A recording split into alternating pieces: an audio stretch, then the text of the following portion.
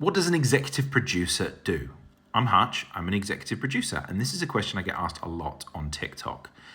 And I've made some videos where I sort of respond at a very high level, but I thought it'd be really, really useful to go through the sort of end-to-end process in a series of videos and kind of take you through the process of selecting a film and getting it made, etc., so that you can really see in depth what goes on.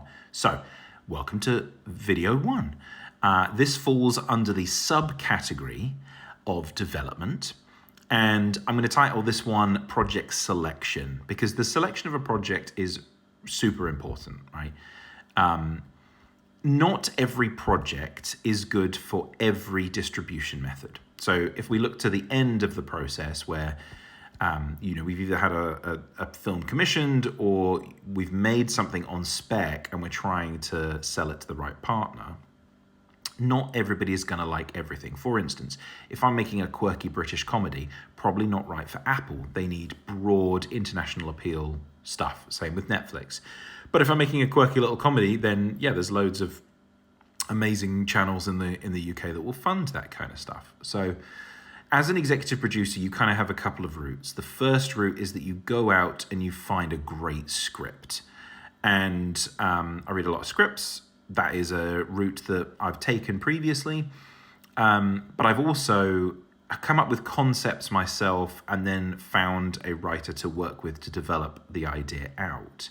So in this first stage, the bit that we want to move on to in a second is like getting the project ready for commission.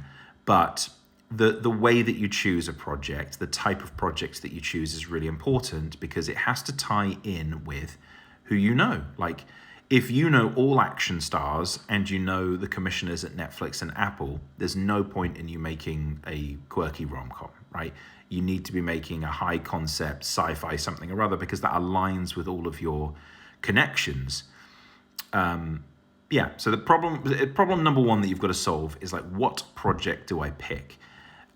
It'll either have a script at this point, but we'll go on to the next bit in development, or it might just be a concept, but you have to choose an idea that is more likely than not. I mean, you don't have to, right? You can spend a lot of time and money working on stuff that never goes anywhere, but it's smart at the front end of all of this to pick something that you are likely to get in front of the right people and connect the right people to. So project selection, that's the first part of this series.